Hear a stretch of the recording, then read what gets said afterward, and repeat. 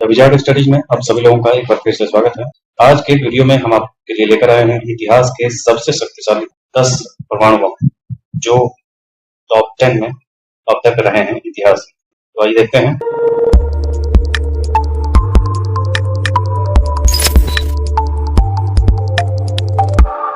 इसमें नंबर 10 पर है MK14 nuclear bomb 6.9 mega ton का मार्क 14 परमाणु बम, जिसे MK14 या TX14 भी कहा जाता है। 1950 के दशक में डिजाइन किया गया एक अमेरिकी थर्मोन्यूक्लियर हथियार था और यह दुनिया का पहला ठोस ईंधन वाला हाइड्रोजन बम है। प्रायोगिक हथियार के रूप में संयुक्त राज्य अमेरिका ने 1954 तक इसमें से केवल 5 बम बनाए। उस वर्ष अप्रैल में कैसल यूनियन परमाणु प्रयोग के दौरान इसका परीक्षण किया गया।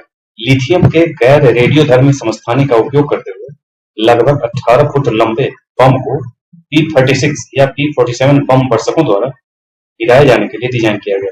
31,000 पाउंड के अपने भारी वजन के कारण इसने धरती पर गिरने की गति को कम करने के लिए पैराशूट ड्रॉप विधि का इस्तेमाल किया, जिससे बम वर्षक पायलट विस्फोट होने से पहले सुरक्षित रूप से बच निकलने में सक्षम हो सके। कैसल यूनियन परमाणु परीक्षण के दौरान MK14 को 6.9 मेगाटन की क्षमता के साथ सफलतापूर्वक विस्फोटित किया गया। आकार के संदर्भ में MK14 1945 के नागासाकी पर गिराए गए परमाणु बम, जिसका नाम फैट मैन है, से लगभग 328 गुना अधिक शक्तिशाली था। सफल परीक्षणों के बावजूद MK14 को बाद के वर्षों में सेवानिवृत्त कर दिया गया, क्योंकि इसकी कुल शक्ति का 5 मेगाटन विखंडन प्रतिक्रियाओं से प्राप्त हुआ था। परिणाम स्वरूप हथियार को बहुत गंदा माना गया। विस्फोट के बाद डिवाइस से निकलने वाले विकिरण की भारी मात्रा को संदर्भित करते हुए जवाब में सभी 5 MK14 को रिसाइकिल किया गया और 1956 तक बड़े अधिक प्रभावी MK17 वेरिएंट का निर्माण के लिए इस्तेमाल किया गया।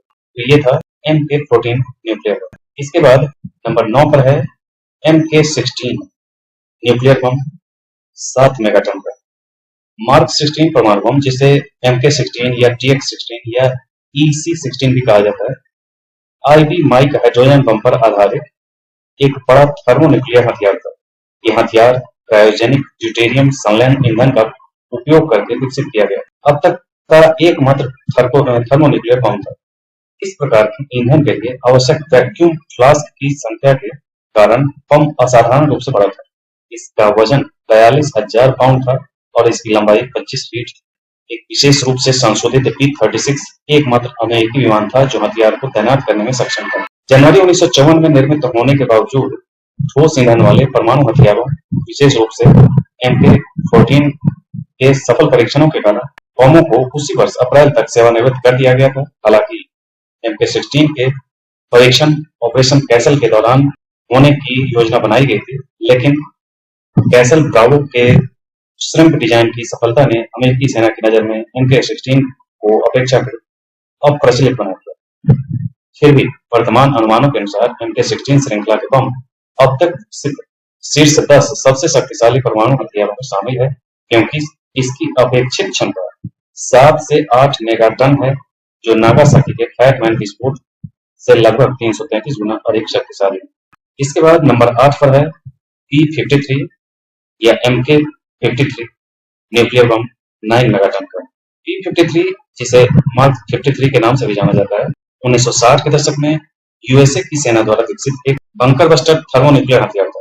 इस बम का सबसे पहले शीत युद्ध के दौरान सोवियत नेताओं के लिए बनाया गया गहरे भूमिगत बंकरों के जवाब में डिजाइन किया गया। सतह पर विस्फोट करके आसपास की धरती को लक्ष्य कर गिराने वाले इस बम को भूमिगत केंद्रों पर भारी क्षति पहुंचाने के लिए डिजाइन किया गया, जिससे परमाणु युद्ध की स्थिति में संयुक्त राज्य अमेरिका को निर्णायक बढ़त मिल सके। हालांकि 1950 के दशक में परमाणु बमों की तुलना में यह बहुत छोटा था, लेकिन इस बम की क्षमता 9 मेगाटन थी। इस क्षमता पर P-53 विस्फोट 9 मील के दायरे में भी सभी संरचनाओं को नष्ट कर सकता था और 20 मील की दूरी तक गंभीर रूप से जल सकता था। इलाके के आधार पर शोधकर्ताओं का मानना था कि विस्फोट के 2.25 मील के भीतर हताहतों की दर 90% के आसपास है। इतना खतरनाक। 1960 के दशक में 340 से ज्यादा P-53 विकसित किए, जिनमें से 50 बम टाइटन परियोजनाओं को हस्तांतरित किए गए, जिसमें W-53 परमाणु वारहेड या B-53 के विनिर्देशों के आधार पर जिसे बनाया गया था उसमें शामिल थे। अंतिम B-53 को 2011 के दौरान नष्ट कर दिया गया क्योंकि उनकी सुरक्षा और नियंत्रण के बारे में कई सुरक्षा चिंताएं जताई गई। इसके बाद आता है MK-36 न्यूक्लियर बम 10 मेगाटन का। MK-36 या मार्क 36 एक उच्च क्षमता वाला थर्मोन्यूक्लियर हथियार है जिसे पहली बार 1950 के दशक में विकसित किया गया। MK-21 के बराबर एक बहुचरणीय संलयन प्रणाली का प्रयोग करते हुए MK-36 को संयुक्त राज्य अमेरिका द्वारा परीक्षण किया गया। यह पहला शुष्क परमाणु हथियार माना जाता है। कुल मिलाकर एक विशाल MK-36 की लंबाई लगभग 150 इंच से ज्यादा थी जिसका वजन 17,700 पाउंड था। विस्फोट के बाद कुल 10 मेगाटन की क्षमता प्रदान कर सकता था। दो अलग अलग पैराशूट का उपयोग करके बम को अपने लक्ष्य पर धीरे धीरे हवाई मार्ग से गिराने के लिए डिजाइन किया गया ताकि बम वर्षक दल को संभावित नुकसान से बचने के लिए पर्याप्त समय मिल सके। संयुक्त राज्य अमेरिका की सेना ने 1956-58 के बीच 940 से ज्यादा MK-36 बम विकसित किए। इनमें से दो अलग अलग संस्करण विकसित किए गए। इनमें Y1 और Y2 शामिल थे। यूएसए के अधिकांश शुरुआती परमाणु हथियारों की तरह MK-36 को 1962 तक जल्दी ही हटा दिया गया और इसकी जगह कहीं ज्यादा शक्तिशाली विनाशकारी B-41 डिवाइस ने ले लिया। इसके बाद नंबर 6 पर आता है आईवी माइक एच बम 10.4 मेगाटन का। आईवी माइक एच बम हाइड्रोजन बम, एच बम का मतलब हाइड्रोजन बम, एक न्यूक्लियर हथियार था जिसे पहली बार 1 नवंबर 1952 को संयुक्त राज्य अमेरिका द्वारा एनेवेटक एटॉल पर विकसित किया गया। रिचर्ड गार्विन द्वारा डिजाइन किया गया यह बम अविश्वसनीय रूप से विशाल था। इसकी कुल लंबाई 244 इंच यानी कि 6.19 मीटर था। कुल वजन 82 टन था।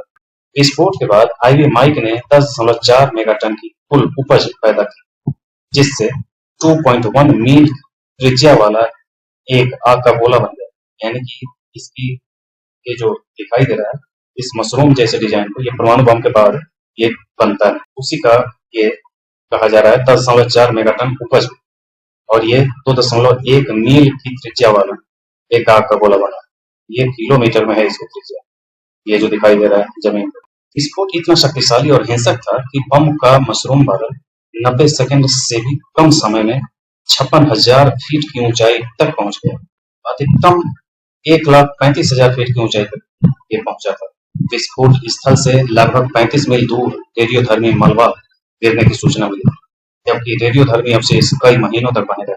विस्फोट से आइंस्टीनियम और फर्मियम नामक दो नए तत्व भी उत्पन्न हुए जो बम के अत्यधिक संकेंद्रित न्यूट्रॉन प्रवाह के कारण विस्फोट स्थल के आसपास उत्पन्न हुए थे। विनाशकारी शक्ति के संदर्भ में आईवी माइक फैटमैन से लगभग 472 गुना अधिक शक्तिशाली था जिसे 1945 में नागासाकी के ऊपर विस्फोटित किया गया था। इसके बाद आता है नंबर 5 पर MK-24 या B-24 न्यूक्लियर बम 10 से 15 मेगाटन। MK-24 जिसे B-24 या मार्क 24 के नाम से भी जाना जाता है 1954 और 55 के बीच संयुक्त राज्य अमेरिका की सेना द्वारा विकसित एक विशाल थर्मोन्यूक्लियर हथियार था।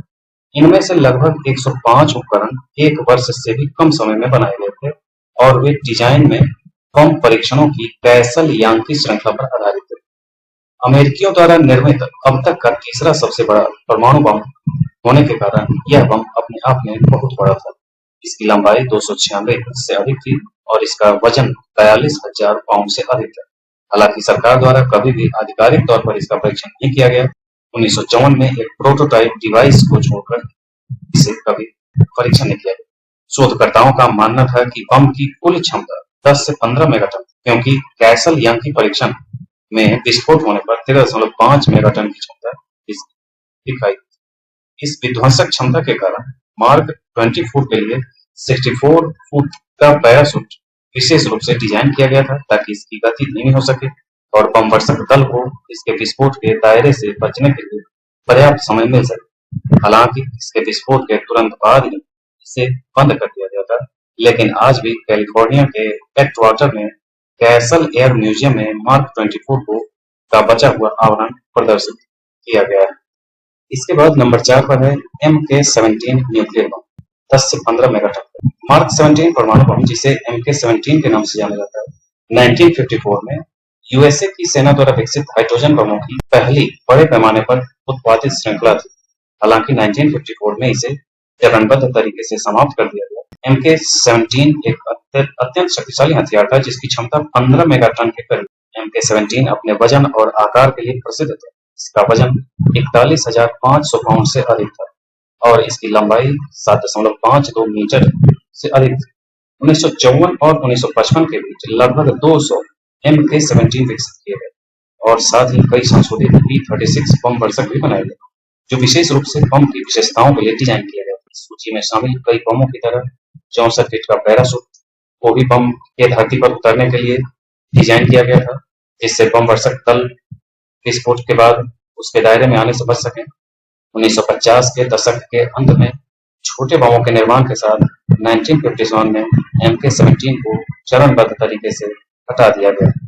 MK-17 के 5 आवरणों को अब देश भर के विभिन्न वायुसेना संग्रहालयों में प्रत्यक्ष रूप से देखा जा सकता है, जिसमें कैसल एयर म्यूजियम, जो कैलिफोर्निया में है, और national museum of nuclear science and history, जो न्यू मैक्सिको में है, यहाँ देखा जा सकता है। इसके बाद नंबर 3 पर है TX-21 श्रिम्प, 14.8 मेगाटन। TX-21 परमाणु बम, जिसे श्रिम्प थर्मोन्यूक्लियर बम या कैसल ब्रावो के नाम से भी जाना जाता है, एक ऐसा हथियार था जिसका पहली बार परीक्षण 1 मार्च 1954 को मार्शल द्वीप के बिकिनी एटॉल पर किया गया था। लगभग 23,500 पाउंड वजन और 179.5 इंच से अधिक की लंबाई वाले सिलेंडर में इसे रखा गया था। इस विशाल बम को मूल रूप से 6 मेगाटन के हथियार के रूप में डिजाइन किया गया था, जिसमें विखंडन प्रतिक्रियाओं को शक्ति देने के लिए लिथियम ड्यूटेराइड का प्रयोग किया गया था। हालांकि लॉस एलामोस नेशनल लेबोरेटरी द्वारा इसके डिजाइन के दौरान हुई त्रुटियों के कारण बिकिनी एटॉल में विस्फोट अनुमानित क्षमता से लगभग 3 गुना अधिक था, जिससे लगभग 15 टन विनाशकारी बल उत्पन्न हुआ, जो द्वितीय विश्व युद्ध के दौरान जापान में इस्तेमाल किए गए बम से लगभग 1000 गुना अधिक शक्तिशाली था। 1 सेकंड के भीतर विस्फोट के बाद परमाणु हथियार ने 4.5 मील चौड़ा आग का गोला बनाया, जो 250 मील से अधिक दूर तक दिखाई दे रहा था। ये वही आपको दूर से इसका चित्र दिखाई दे रहा है। विशिष्ट मशरूम बादल 1 मिनट से भी कम समय में 47,000 फीट की ऊंचाई तक पहुंच गया, जिसकी कुल चौड़ाई 7 मील। प्रशांत महासागर के आसपास के लगभग 7,000 वर्ग मील क्षेत्र रेडियोधर्मी मलबे से दूषित हो गए थे। रोंगेरिक, यूटेरिक और रोंगेलैब जैसे क्षेत्र गिरते हुए पदार्थ से सबसे अधिक प्रभावित हुए। परीक्षण के दौरान तेज हवाओं के कारण विस्फोट के बाद कई हफ्तों तक दक्षिण पूर्वी एशिया, ऑस्ट्रेलिया, यूरोप और दक्षिणी पश्चिमी यूएसए में भी रेडियोधर्मी पदार्थ पाए गए। अप्रत्याशित गिरावट और विकिरण ने अगले हफ्ते में एक अंतर्राष्ट्रीय घटना को जन्म दिया, क्योंकि हजारों लोग विकिरण की बीमारी से विभिन्न स्तरों पर प्रभावित हुए थे। हालांकि TX-21 अमेरिकी सेना द्वारा डिजाइन किया गया सबसे बड़ा परमाणु बम नहीं था, लेकिन यह संयुक्त राज्य अमेरिका के द्वारा किया गया अब तक का सबसे बड़ा परमाणु परीक्षण था। इसके बाद नंबर 2 पर है B-41 न्यूक्लियर बम, 25 मेगाटन की क्षमता। B-41 परमाणु बम, जिसे MK-41 के नाम से भी जाना जाता है, 1960 के दशक में यूएसए द्वारा डिजाइन किया गया एक 3 चरणीय थर्मोन्यूक्लियर का हथियार था। अमेरिकियों द्वारा निर्मित अब तक के सबसे शक्तिशाली बम के रूप में इस उपकरण की अधिकतम उपज विस्फोटक होने पर लगभग 25 मेगाटन विनाशकारी शक्ति उत्पन्न करने का अनुमान लगाया गया था। ड्यूटेरियम ट्रिटियम को अपने प्राथमिक ईंधन स्रोत के रूप में इस्तेमाल करते हुए लिथियम 6 समृद्ध ड्यूटेराइड के साथ B-41 ने अपने विशाल उपज बनाने के लिए परमाणु संलयन का प्रयोग किया था। B-41 की लंबाई 12 फीट यानी कि 3.76 मीटर से ज्यादा थी। इसका वजन 10,670 पाउंड से ज्यादा था और इसे विशाल B-55 स्ट्रैटोफोर्ट्रेस और B-47 स्ट्रैटोजेट यानी पैराशूट डिलीवरी के साथ द्वारा तैयार लाने जाने के लिए डिजाइन किया गया था। इसमें लगभग 500 विशाल बम 1960 और 1962 के बीच विकसित किए गए थे, जिन्हें अंततः जुलाई 1976 में सेवानिवृत्त कर दिया गया। इस सूची में सबसे शक्तिशाली बम की तुलना में छोटा होने के बावजूद शोधकर्ताओं का तर्क है कि B-41 इतिहास में अब तक का सबसे कुशल थर्मोन्यूक्लियर था, जो किसी भी निर्मित हथियार के मुकाबले सबसे अधिक उपज से वजन अनुपात बनाए रखता था। शक्ति और विनाशकारी क्षमता के संदर्भ में B-41 की उपज द्वितीय विश्व युद्ध के दौरान किए गए जापान के विस्फोट से 1136 गुना अधिक शक्तिशाली था। इसके बाद नंबर 1 पर है जार बोम्बा, 50 मेगाटन का पावर है इसके पास। जार बोम्बा RDX 220 हाइड्रोजन बम के नाम से भी जाना जाता है। यह अब तक का सबसे शक्तिशाली परमाणु बम था। इसे 30 अक्टूबर 1961 को सोवियत संघ द्वारा नोवाया जेमल्या के ऊपर माटोचिन जलदंडोमध्य के ठीक ऊपर विस्फोट किया गया था। संशोधित Tu-95V सोवियत बम वर्षक द्वारा गिराए गए इस बम का वजन लगभग 27 मीट्रिक टन यानी कि 59,520 पाउंड था और यह 26 फीट लंबा और 7 फीट चौड़ा था। इसके विशाल आकार और विनाशकारी शक्ति के कारण इस बम के धरती पर उतरने की गति को धीमा करने के लिए एक विशेष पैराशूट का निर्माण किया गया था, जिससे बम वर्षक दल जार बोम्बा के विस्फोट होने से पहले लगभग 28 मील दूर उड़ने के समय निकल जाए।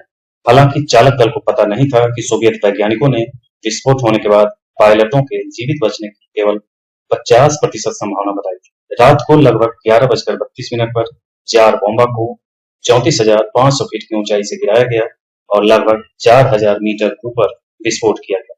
परमाणु विस्फोट इतना शक्तिशाली था कि एक अवलोकन विमान द्वारा 127 मील दूर इसके झटके महसूस किए गए। हालांकि Tu-95V बम वर्षक दल विस्फोट से बच गया, लेकिन झटके ने उनके विमान को 71 मील दूर तक पहुंचाया, जिससे विमान लगभग गिर गया। KC-135R नामक एक प्रायोगिक अमेरिकी विमान भी परीक्षण के दौरान इस क्षेत्र में था और विस्फोट से झुलस गया, जिससे उसमें सवार पायलट की लगभग मौत हो गई। विस्फोट के बाद जार बोम्बा को 620 मील दूर से देखा जा सकता था और इसने 5 मील चौड़ा आग का गोला बनाया और 42 मील ऊंचा मशरूम का बादल बनाया, जो पृथ्वी के मध्य मंडल तक पहुंच गया। यानी कि 42 मील ऊंचाई तक ये गया था इसका मशरूम का जो डिजाइन बनता है। शोधकर्ताओं को यह जानकर आश्चर्य हुआ कि बम के शार्प वेग 560 मील की दूरी तक पहुंची, जिसमें नॉर्वे और फिनलैंड तक की खिड़कियां टूट गई। विस्फोट से निकलने वाली गर्मी से 62 मील दूर 3rd डिग्री बर्न भी हो सकता था। बम के जबरदस्त शक्ति के बावजूद सोवियत वैज्ञानिकों ने डिलीवरी से पहले इसके यूरेनियम 238 टैंपर को हटाकर जार बोम्बा की क्षमता को काफी हद तक कम कर दिया था। जार बोम्बा की मूल क्षमता 100 मेगाटन आंकी गई थी। हालांकि अत्यधिक परमाणु गिरावट के खतरे और इस बात की लगभग निश्चिंतताओं के कारण कि बम की डिलीवरी क्रू के विस्फोट के बाद मारे जाने की संभावना है, जार बोम्बा की क्षमताओं को कम करने के लिए कदम उठाए गए। फिर भी जार बोम्बा पृथ्वी पर अब तक का सबसे घातक परमाणु उपकरण बना हुआ है। तो ये था जार बोम्बा और इसके साथ ये जार बोम्बा। इसी के साथ आज का ये वीडियो समाप्त होता है। इसी प्रकार के अन्य वीडियो के साथ हम फिर मिलेंगे। आज के लिए इतना ही। धन्यवाद।